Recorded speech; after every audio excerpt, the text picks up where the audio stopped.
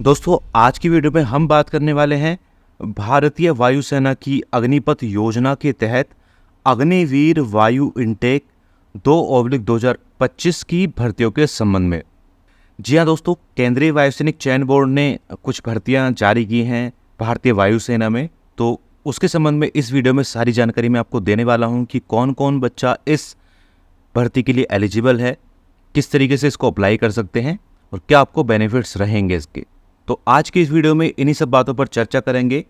लेकिन दोस्तों आगे बढ़ने से पहले चैनल पर अगर आप नए हैं तो चैनल को सब्सक्राइब कर लें और बेल आइकन के बटन को दबा के ऑल पे सेट करना बिल्कुल ना भूलें, ताकि हमारी आगे आने वाली सभी वीडियोस की नोटिफिकेशन आपको मिलती रहे। तो चलिए दोस्तों शुरू करते हैं बिना किसी देरी के। तो दोस्तों केंद्रीय वायुसैनिक चयन बोर्ड के द्वारा भारतीय वायुसेना की अग्निपथ योजना के तहत अग्निवीर वायु इनटेक की भर्तियां निकाली गई हैं। उसी के संबंध में हम जानेंगे कि किस तरीके से आप इसमें अप्लाई कर सकते हैं, कौन कौन इसके लिए एलिजिबल है। तो इसमें कुछ पॉइंट्स दिए हुए हैं, सबसे पहले उनको समझ लेते हैं, उसके बाद में आगे की बातें करेंगे। जैसे सबसे पहला पॉइंट है कि भर्ती प्रक्रिया के लिए ऑनलाइन पंजीकरण दिनांक 8/7/2024 से शुरू हो चुके हैं, जो कि 28/7/2024 तक नियत है, यानी कि चलेंगे। तो 8/7/2024 से रजिस्ट्रेशन चल रहे हैं और 28/7/2024 इसकी दोस्तों लास्ट डेट है। ध्यान दीजिएगा, जो ऑनलाइन आपको रजिस्ट्रेशन करना है उसकी पंजीकरण एवं अधिसूचना का लिंक ये रहा, इस वेबसाइट पर ये उपलब्ध है। जो रजिस्ट्रेशन है और जो इसका नोटिफिकेशन है पूरा, वो यहाँ पर उपलब्ध है इस वाली वेबसाइट पर, इसको आप नोट कर लीजिए। वैसे मैं सारी चीज़ें भी आपको बताऊंगा, देखते रहिएगा ध्यान से पूरी वीडियो को। उसके बाद में दोस्तों पॉइंट नंबर 2 है उक्त भर्ती दिनांक 7/2004 और 3/1/2008 दोनों तिथियां सम्मिलित के बीच जन्मे पात्र अविवाहित पुरुष एवं महिला उम्मीदवार ऑनलाइन आवेदन करने हेतु योग्य हैं।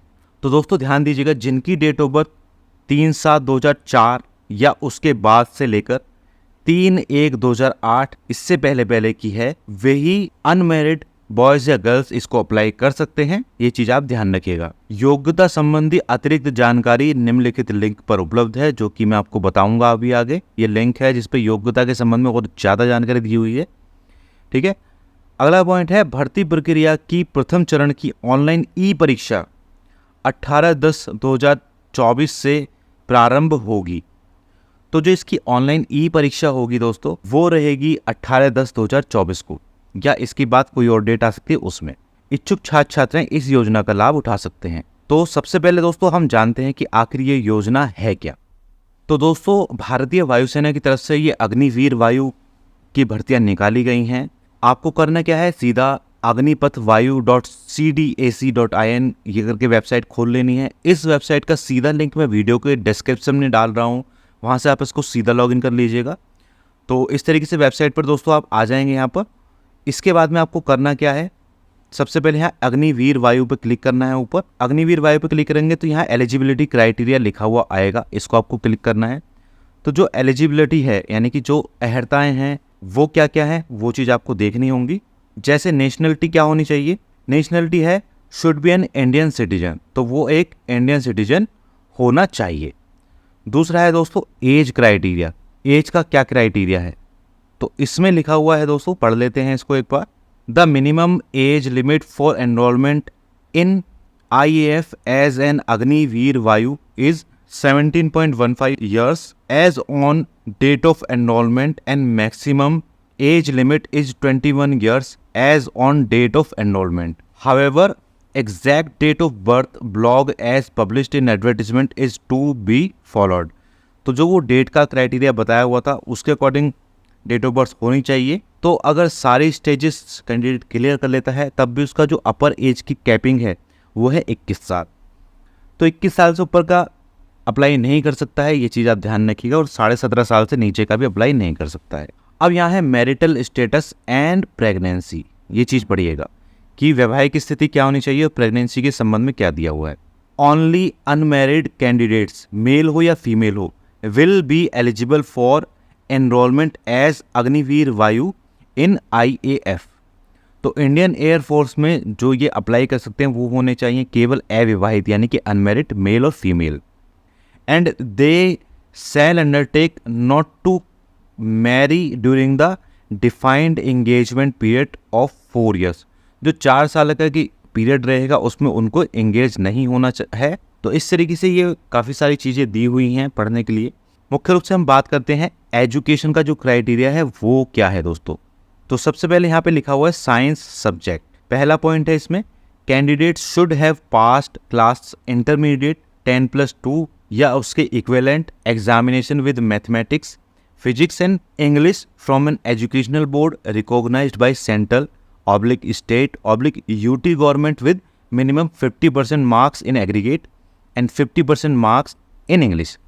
समझिएगा दोस्तों, जो भी स्टूडेंट 12th पास हैं या 12th के जो समकक्ष कोई भी ऐसी शैक्षिक अहर्ता है जो उन्होंने क्लियर की हुई है, किसके साथ, फिजिक्स है, मैथ है और इंग्लिश है, इनके साथ में। इसमें भी क्राइटेरिया है कि 50% आपके जो टोटल मार्क्स में से होने चाहिए और 50% ही आपके इंग्लिश में भी मार्क्स होने चाहिए। या लिखा हुआ है और करके, candidate should have passed 3 years diploma course in engineering, mechanical हो, इलेक्ट्रिकल हो, इलेक्ट्रॉनिक्स हो, automobile, computer science, instrumental technology, information technology.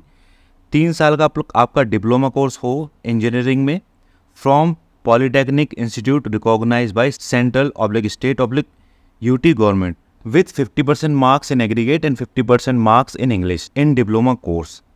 तो डिप्लोमा कोर्स में भी आपके वही कंडीशन है, 50% आपकी एग्रीगेट होनी चाहिए और 50% ही इंग्लिश में होनी चाहिए। या इसके अलावा दोस्तों दिया हुआ है तीसरा पॉइंट भी, candidate should have passed 2 years vocational course with non vocational subject with physics mathematics from education board recognised by central state UT government with 50% marks in aggregate and 50% marks in English. तो 2 साल का vocational course भी आपका माना जाएगा अगर वो recognised board से रिकॉग्नाइज्ड है। उसमें भी आपको फिजिक्स और मैथ में 50% चाहिए, इसके अलावा इंग्लिश में अलग से 50% आपके चाहिए। अब आती है अदर देन साइंस सब्जेक्ट की, जो साइंस के अलावा स्टूडेंट्स हैं।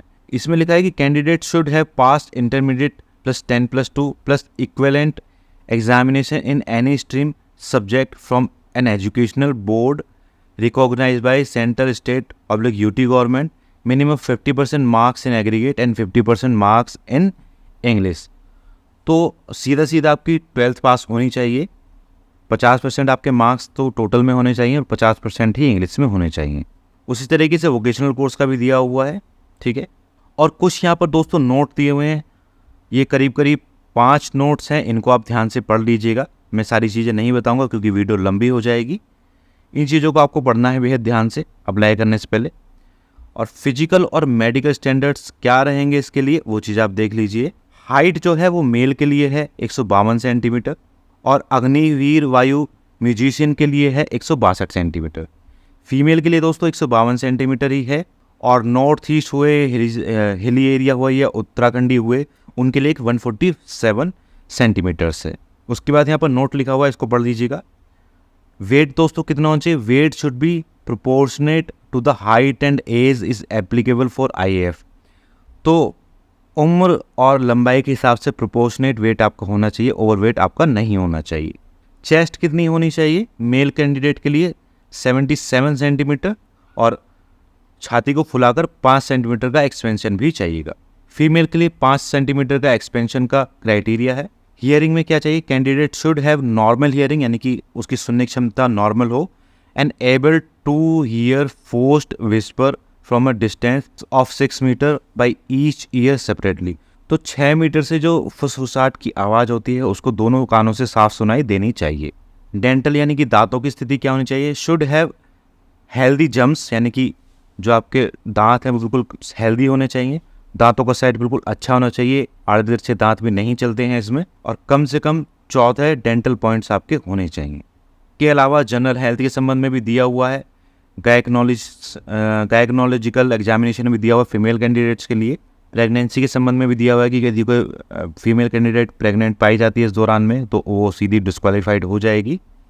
बॉडी पे टैटू के बारे में भी दिया हुआ है कि टैटू परमिटेड नहीं है किसी भी तरीके का। विजुअल स्टैंडर्ड्स क्या है, यानी कि आई साइड आपकी किस तरीके की होनी चाहिए, तो 6/12 की ईच आई साइड होनी चाहिए, जो कि करेक्टेबल है 6/6 ईच आई। कलर विजन आपका CP सेकंड होना चाहिए।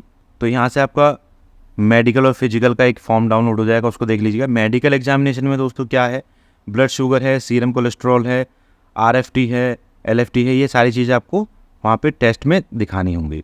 Consumption of narcotics, drugs and psychotropic substance इसके संबंध में भी दिया हुआ है। तो इस जान लीजिए दोस्तों, मतलब बहुत सारी चीज़ें डिसअलाउड होती हैं इस तरह की। जो डिफेंस रिलेटेड जॉब्स होती हैं उनमें बहुत ज़्यादा ही रिस्ट्रिक्शंस होती हैं हर चीज़ में। अब यहाँ पर लास्ट में दिया हुआ है ओनली सिख कैंडिडेट के लिए, whose religious prohibited cutting of hair, shaving of face shall be permitted to grow hair and retain beard and mustache। Sikh candidates के लिए बाल रखना, दाढ़ी मूछें रखना अलाउड है, क्योंकि उनके धर्म में मना किया हुआ है इन चीज़ों को कटाने के लिए। तो यहाँ पर वो चीज़ें अलाउड हैं, ठीक है। तो ये सारी चीज़ें दोस्तों एलिजिबिलिटी क्राइटेरिया में, इसको आप पढ़ लीजिएगा, लिंक यहाँ पे आपको सीधा मिल जाएगा। अब बात आती है पे एंड पर्क्स की, यानी कि आपको क्या इसमें मिलने वाला है। Agniveer Vayu enrolled under this scheme will be paid an Agniveer Vayu package of ₹30,000 per month with fix yearly increment in additional risk and hardship allowance as applicable in IAF dress and travel allowance will be paid. तो 30,000 रुपये का एक monthly package है जो कि fix yearly increment के साथ मिलेगा आपको। इसके साथ साथ रिस्क और हार्डशिप अलाउंस भी होते हैं और ड्रेस तथा ट्रैवल के अलाउंस भी आपको मिलेंगे। टर्मिनल बेनिफिट्स सेवा Nidhi package, Agniveer Vayu will be given one time Seva Nidhi package comprising their monthly contribution along with the matching contribution by the government on the completion of their engagement period as indicated below. तो जो 4 साल का engagement period है उसको आप complete करते हो, उससे संबंधित आपको सेवा निधि पैकेज मिलेगा, वो इस तरीके से रहेगा। एनुअल लीव आपको 30 मिलेंगी 1 साल के लिए। सिक लीव भी मेडिकल एडवाइस के तहत आपको मिलेंगी। तो ये बहुत सारी कंडीशंस हैं, इनको आप पढ़ लीजिएगा ध्यान से। इसका लिंक मैंने दिया हुआ है, वहाँ से ही आप इसको डायरेक्ट खोल सकते हैं। अब बात आती है कि आपको इसका रजिस्ट्रेशन कैसे करना है। तो आपको सीधा होम पेज पर जाना है। होम पेज पर नीचे आप जाएंगे तो कैंडिडेट लॉगिन, यहाँ पर आपको क्लिक करना है। कैंडिडेट लॉगिन पर क्लिक करेंगे तो फिर आपको रजिस्टर पर क्लिक करना है। रजिस्ट्रेशन में आपको 2-3 ऑप्शन दिए हुए हैं। रजिस्टर्ड विद डिजीलॉकर की अगर आपकी आईडी बनी हो तो उससे रजिस्टर कर लीजिए। Create account in DigiLocker and register, या तो पहले डिजीलॉकर में अकाउंट क्रिएट कर लीजिए और उसके द्वारा इसको रजिस्टर कर लीजिए, या आप सीधा यहाँ से इसको रजिस्टर भी कर सकते हैं बिना डिजीलॉकर के। और देखिए यहाँ पे मेंशन है दोस्तों बड़ा the selection test for Agniveer Vayu is only for unmarried male and female citizen of India. तो अनमैरिड होना आपका बेहद ज़रूरी है। तो रजिस्ट्रेशन का प्रोसेस दोस्तों सिंपल है। कैंडिडेट का नाम एज पर 10th या मैट्रिकुलेशन पासिंग सर्टिफिकेट, जो आपका हाई स्कूल का सर्टिफिकेट है उसके अनुसार आपको नाम डालना है, ईमेल आईडी डालनी है, मोबाइल नंबर डालना है जिस पे OTP जा सके, और ईमेल आईडी भी ऐसी डालनी है जिस पे OTP जा सके। वो OTP आपको यहाँ पर डालकर उसको वेरीफाई करना होगा। Where did you get the information about Indian air force recruitment. तो ये आपको सूचना ये कहाँ से मिली, ये चीज़ आप यहाँ से सर्च कर सकते हैं। कहाँ से आपको मिली, न्यूज़पेपर से मिली, इंस्टाग्राम से मिली, इसकी वेबसाइट से मिली, अदर वेबसाइट से मिली, रेडियो से मिली, व्हाट्सएप से मिली, ट्विटर से मिली, कहाँ से मिली वो आप इसको लिख सकते हैं, ठीक है।